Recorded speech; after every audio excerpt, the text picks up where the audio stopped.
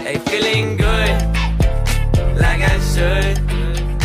When in dark, walk around the neighborhood, feeling blessed.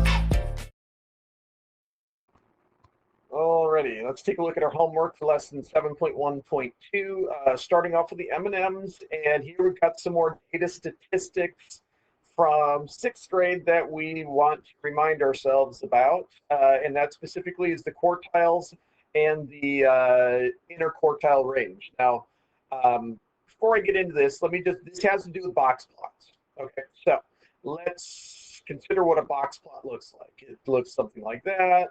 No, it doesn't look like that. It looks like maybe one of these things, and then you've got a line that goes right, like maybe here. Okay, so with box plot, the box plot is a data display that helps you see the spread of the data and the mean of the data. So you've got your minimum, which let me go ahead and write this really small. You've got this point right there is your minimum. This point right here is your maximum. And this point right in the middle here is that number that's going to be associated on the number line right there is your median. Okay. And so the median is like, it's an average of your data. It's the numbers when you put them in order from least to greatest is in the very middle. Okay. Then you've got this number here, which is your first quartile. Sometimes I refer to that as your lower quartile. And you've got this number right here, which is your third quartile, which I refer to as your upper quartile. Okay, so basically what you get is this. The median of the data is right there. But if you want to stretch out your median and you want to have an average, which is a range that represents like 50% of the data, this box represents the interquartile range. So it kind of broadens out your average a little bit. So how do you find that interquartile range? Well, the first thing you need to do is you need to take your numbers and order them from least to greatest. Remember, you've got a minimum and you've got a maximum. And the median is the number that's in the middle. So how do you find your interquartile range? The interquartile range is the median of the lower half of your data. So if you take every number in your data set that's below 14, you got 4 numbers there, you've got to find the median of that data, which is going to be right in the middle. If you've got one number, like we did here, the median is that one number. But if you've got 2 numbers that make up the middle because you got an even number of numbers, then you find the average of those 2 numbers, and that average in this case is the 8. And you come up here and you've got, okay, the median would be in the middle of this as well, but there's 2 numbers there, so you got to find the average, and that average between 32 and 36 is 34. So that would be your upper quartile or your third quartile. This would be your lower quartile or your first quartile. And remember, this is the key. The quartiles are the medians of the upper and lower half of your data. So when you're working with a box plot, let me go ahead and change these numbers to the actual numbers that we found below. You're going to find your minimum, which in this case was the number 2. You got your maximum, which was the number 43. You had your median, which was the number 14. And then the median of your lower half of the data, I believe, was 8. And the median of the upper half of the data was 34. So 1, 2, 3 different medians. So you could say like the average of this data, and I have no idea what this data is referring to. You could say the average is 14, or you could say the average is between 8 and 34. Since half of the data, 50%, make up that range right there. And one other piece for these box plots is they call these quartiles because each section represents 25% of your data. Okay, so notice that we don't really know for sure any individual pieces of the data other than the minimum and the maximum. It turns out that the 14 happens to be a number in the data, but the 8 and the 34 weren't, so sometimes the median isn't either. So this is not meant for you to see the individual numbers. It's meant for you to see the spread of the data and the averages or the medians. Okay. All right, so now to what we were learning about yesterday, which was distance equals RT. Or were we? No, we were learning something else. We were learning about scale factors, and scaling and multipliers. Okay, whatever. But we go back to Wednesday's lesson, or a previous lesson, 7.1.1, where we were learning about the distance formula, which is D equals RT. So here it says, Amina's boat travels 35 miles per hour. The best fishing spot in the lake is 27 miles away from her starting point. If she drives her boat 2/3 of an hour, 2/3 of an hour would be 40 minutes, I believe, if we care about that being in minutes. Will she make it to the best fishing spot on the lake? Okay, so D equals R times T. We don't know the distance yet on how far she will travel for this problem, so that's the missing data. So we're going to take the rate of speed, 35 miles per hour, and multiply it times the number of hours, which turns out we don't need that 40 minutes. We need 2/3 of an hour because it's miles per hour. It's not miles per minute. So you multiply 2/3 times 35, and you get 70 over 3, which simplifies down to 23 1/3. So if she travels for 2/3 of an hour for 40 minutes at this rate of speed, she will not make it there. She'll still be about 3 2/3 miles short of her favorite spot. How long will Amina need to drive to get to that spot? Okay, so now we know the distance is 27 miles, so we'll plug that in, and it's 35 miles per hour. So to solve for T, we'll divide by 35. So 27 divided by 35 gives you a decimal number, which you could give your answer as a decimal. It's a little bit more than 3/4 of an hour, because 3/4 would be 0.75 or 75 hundredths of an hour. So 3/4 of an hour is 45 minutes. This is going to be a little bit more. So to figure out, we're going to take 0.7777 hundredths of an hour, which is 60 minutes, which means we would multiply, just like we did in the 7.1.2 lesson, multiply this multiplier times 60 minutes to give you 46.2. So if we needed to declare a number of minutes that it'll take to get there, we'll say 46.2 minutes. Although I'd be okay if you just said this number of hours. Or technically that number of hours, 27/35, if that's in simplest form, which I think it is.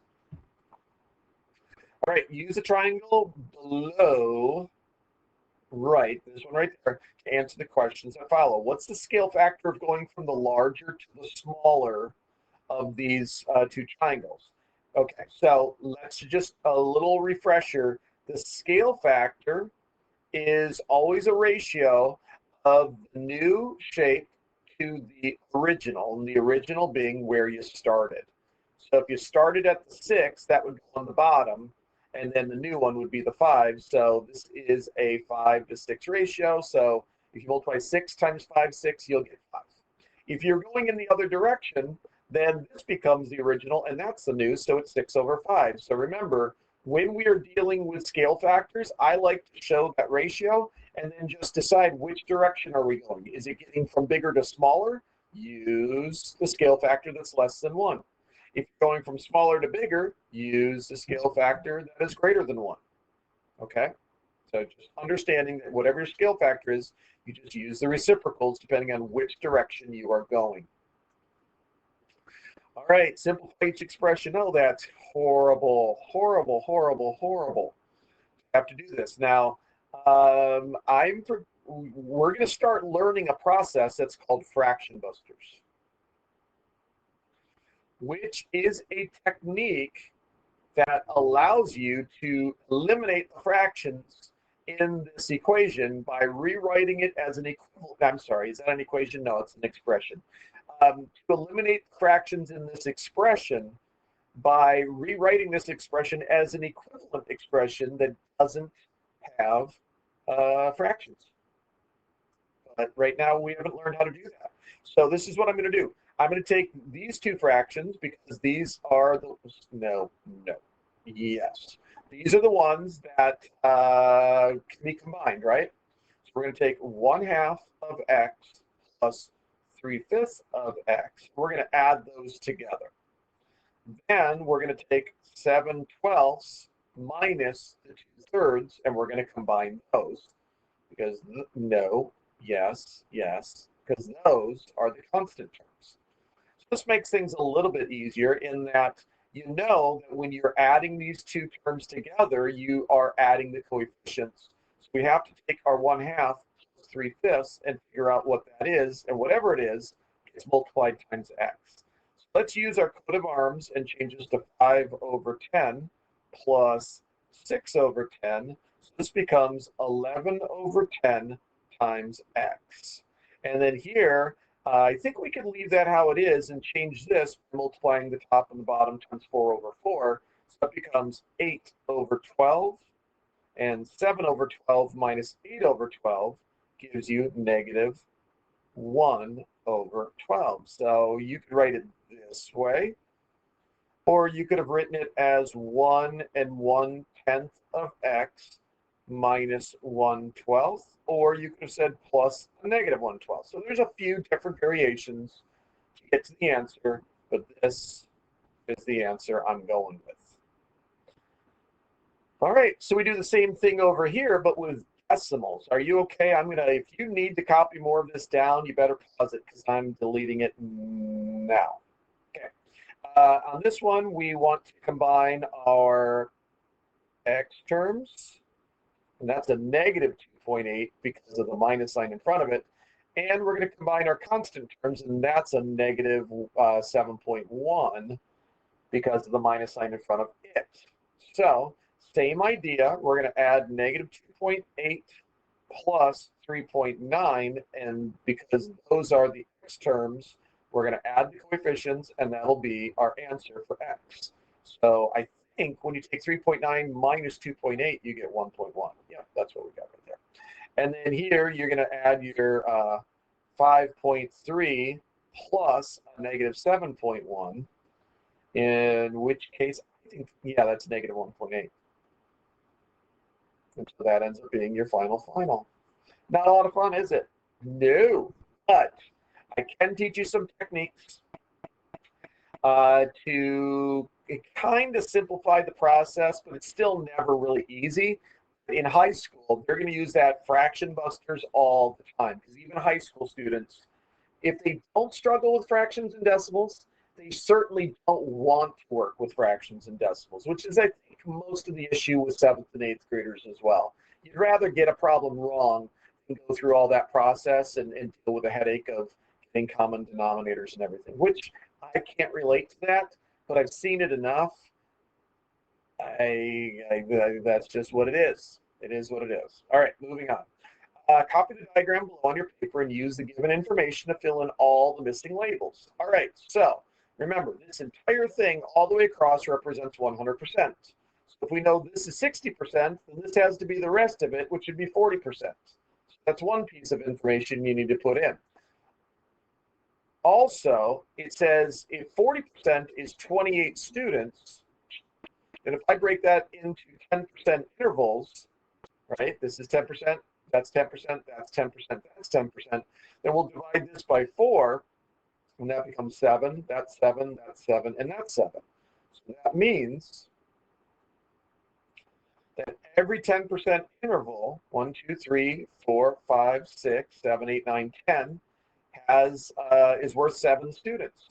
So these 6 must be 42 students, and the grand total of 42 plus 28 equals 70 students. Now, with that being the case, what do we know for sure here? I guess we don't really know anything for sure. I guess that's the way to do it. Yeah, you had to know that this was 40, so you could have said part of the students was 28, which we know is 40%. So what would the total be? Once you solve that, you're going to get x is equal to 70. And once you know x is equal to 70, you can just take 70 minus 28, and you can get your 42. All right, going back to probabilities and combinations. Oh no, I'm running out of battery juice. Hold on for a second. Let me fix. Alrighty, that's much better. All right, so it says Alan is making a bouquet to take home to his grandmother. He needs to choose one kind of greenery, and one kind of flower. Should we do this for, let's do yellow flower.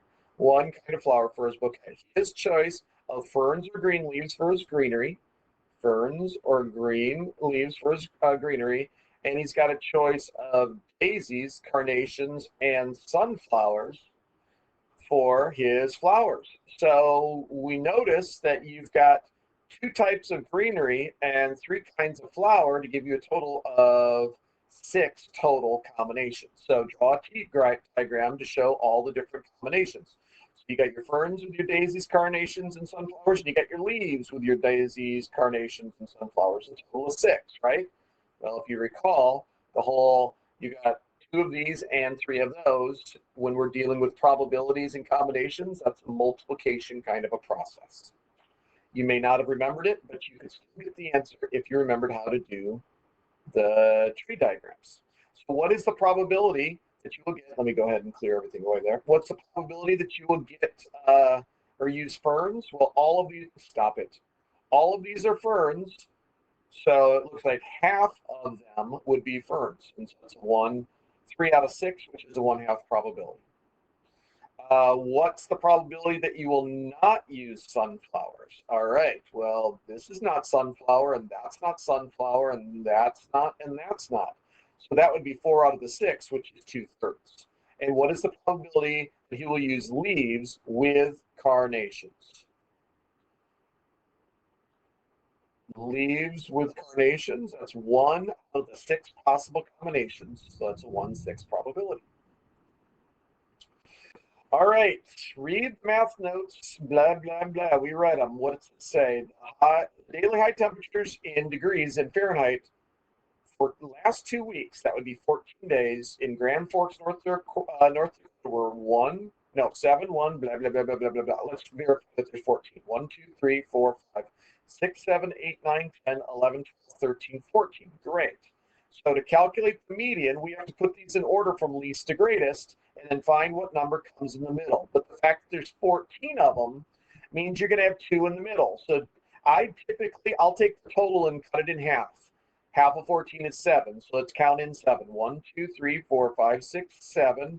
And then 1, 2, 3, 4, 5, 6, 7. So that means that our median is going to fall halfway between these 2 numbers. So the halfway point between those, you add them together and divide by 2 is 1.5. So this would be the median temperature for that 2-week period, 1.5 degrees. Now, find the first and the third quartiles. Well, we're going to take everything below our median, and there are 1, 2, 3, 4, 5, 6, 7 numbers that are below our median. So we're going to take the number that's in the middle of those 7. Half of 7 is 3.5, so 1, 2, 3. That's going to be the one in the middle, right? 1, 2, 3, 1, 2, 3. Negative 2 is in the middle, so that's our first quartile. And then in the upper quartile, or the third quartile, we're finding the median of this half of the data. 1, 2, 3, 4. That's going to be the number there. 3 to the right there. Yes, the halfway point is 5. Now the interquartile range is going to be the difference between those 2 numbers. So the IQR is going to be what you get when you take 5 minus a negative 2. And we have to subtract a negative, so that's adding a positive. So the distance between the interquartile range numbers, the lowest quartile and the upper quartile, is a total of 7, to go from negative 2 to 5. So there you go, right there.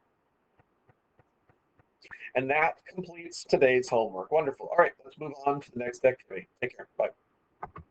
Hey, feeling good.